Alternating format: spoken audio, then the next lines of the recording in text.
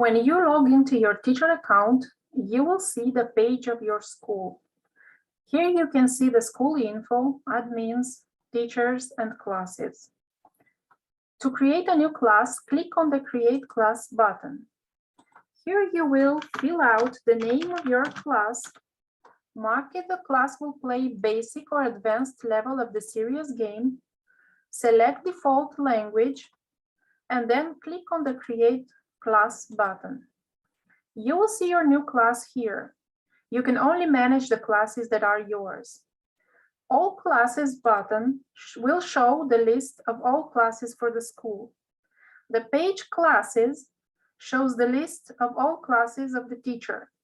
The advanced level classes are marked. Click on the class name to enter it. When you enter your class, you will have to create teams for students.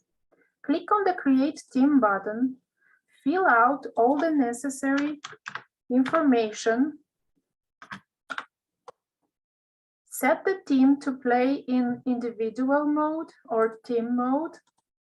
Individual or team mode can be switched by teacher at any time during the game playing. To create a team, you must add at least one student.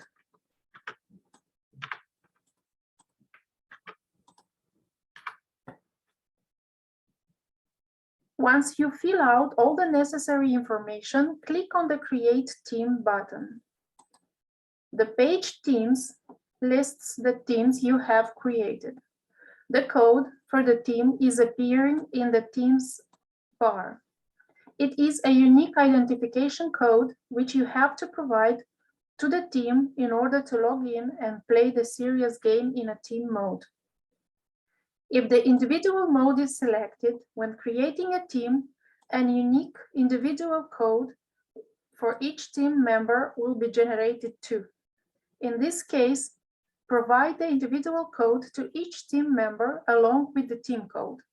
Depending on the setting, the proper codes should be used by players in order to log in.